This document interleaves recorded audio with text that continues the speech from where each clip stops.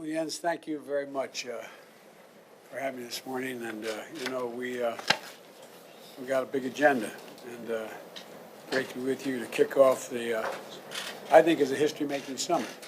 And we talked about this for a year, and now we're here. Our meetings today, we're going to approve a new NATO strategic concept and reaffirm the unity and determination of our alliance to defend every inch of NATO territory.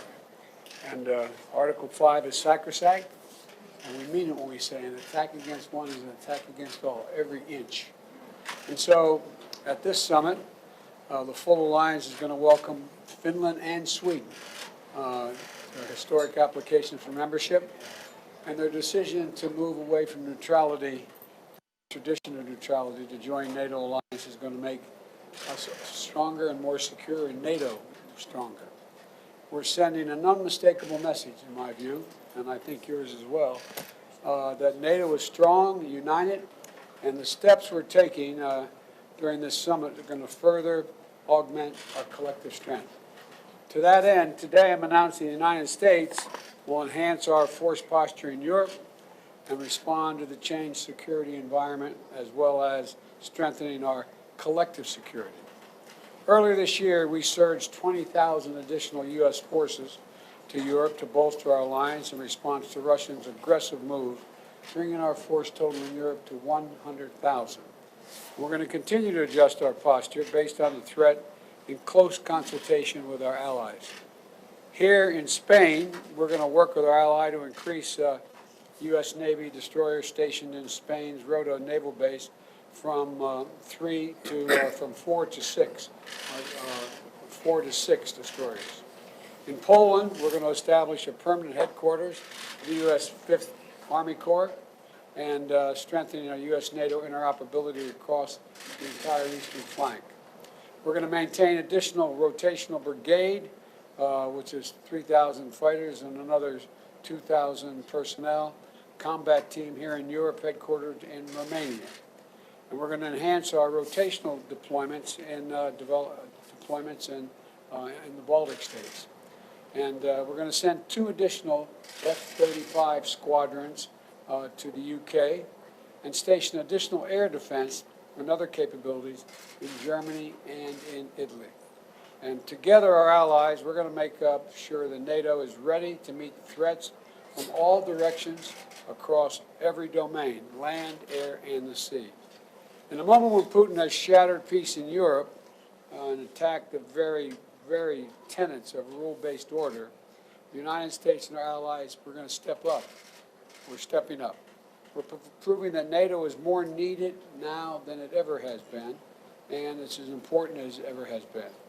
So I want to thank you, Jens, for leading the alliance through this crisis and for your work to strengthen NATO for all the challenges that lie ahead.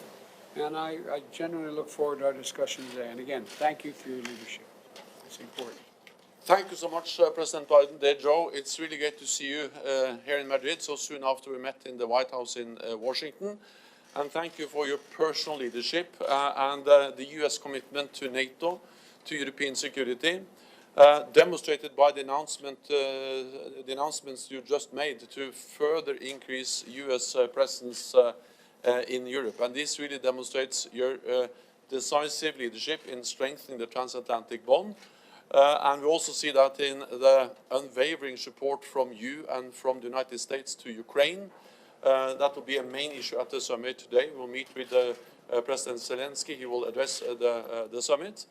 And as you said, this will be an historic summit. It will be a transformative summit where we'll make decisions that will actually change this alliance for many years to come.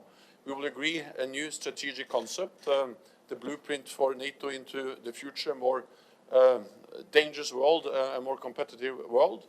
We will agree the biggest overhaul of our collective defense deterrence since the end of the Cold War, and the US is, of course, very much part of that. And then we will invite Finland and Sweden to join NATO. And that demonstrates that NATO's door is open. It demonstrates that President Putin has not succeeded in closing NATO's door.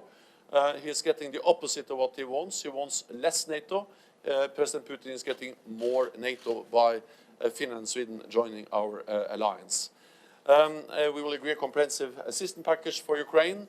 And then I also welcome the fact that we are able now to state that actually European allies and Canada are stepping up with more troops, higher readiness, and also increased defense spending. New figures shows that they have added 350 billion extra US dollars for defense since we made the pledge back in 2014. So all in all, this demonstrates unity and the strength of our alliance. So thank you. You know, I was asked about this one, about Finland and Sweden when each of their leaders came to the White House.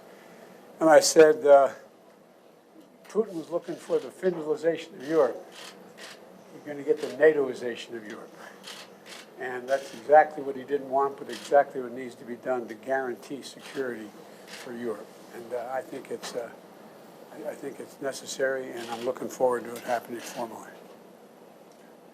Thank you so much again. Thank you. Thank you.